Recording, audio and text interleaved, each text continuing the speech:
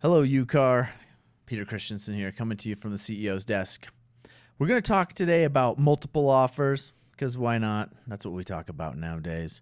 Multiple offers, but 3 questions that come up concerning prices and multiple offers. So obviously there's a bidding environment, or it's ripe for a bidding environment. We see crazy offers with crazy prices and conditions on them, and that brings up some issues. So the top 3 questions about price in multiple offer situations. So first one is escalation clauses. Can they work? Do they work? I've talked about these a lot in other videos. Can they work? Yes, but they have their problems. And to highlight some of them, just because you can get up to a huge price doesn't mean that the buyer can pay that price at the end of the day. So it might be a meaningless offer anyway. If they, keep going. What if it doesn't have an end to it? And there are 2 of them. Do they go out into infinity, to space? I don't know where they go, but you basically need a definite price at some point. So can an escalation clause work? Yeah, I suppose it can. But at some point, the buyer and seller need to agree upon a price. It's also a lot of potential for fraud with those. See my other videos to talk about that or learn about that.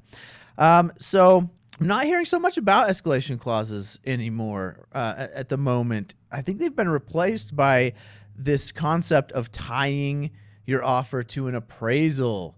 So you get this, we're going to offer you 40 grand above list price, but probably won't appraise for that much, and we need to get financing. So we'll throw in an addendum that says, hey, we will pay 5 grand above appraised price. So that's their protection as a buyer to say, I can cover that much with cash, but the rest I need financing for. So boom, we'll throw that in. Problem with that is, once again, we need a definite price at some point, and the seller has to agree to a price modification if that clause is going to go into effect.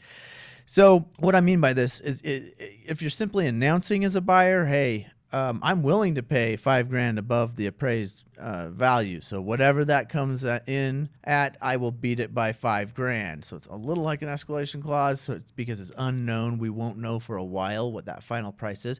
But the question is whether or not the seller's agreeing to that. If it's just an addendum, it may just be an announcement by the buyer. It's got to tie somehow, bind the seller to work, to the seller saying, yeah, I agree to this. I agree to accept the price being 5 grand above the appraised value. And most of the language I've seen in these clauses, I would say, is not sufficient to bind the seller. So you got to be careful. And these are all, there is no standard out there right now. So most brokerages are having these made up, and I'm guessing. I don't know where they're getting them. I shouldn't say that. I don't know where they're getting these clauses from. But most of them I've read or had reported to me, I don't know that I would say they definitely bind a seller. Seller is knowingly agreeing to modify the price. So that's the trick with those.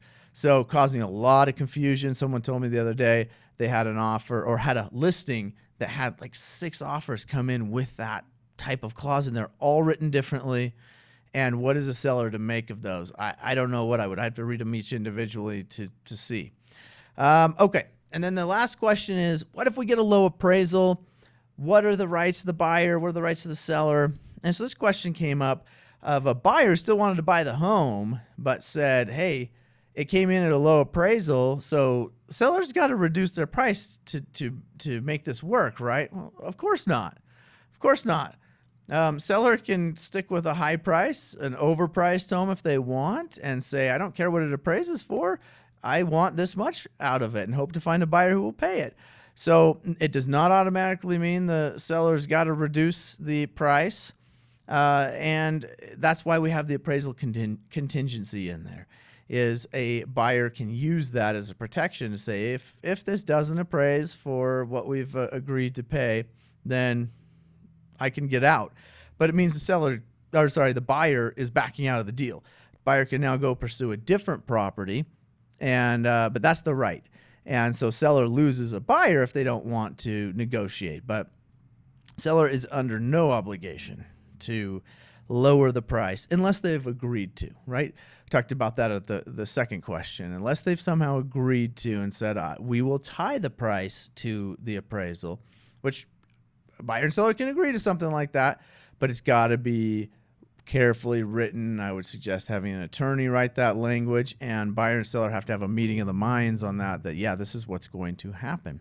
So those are some of the crazy things I'm hearing about that are happening with multiple offers.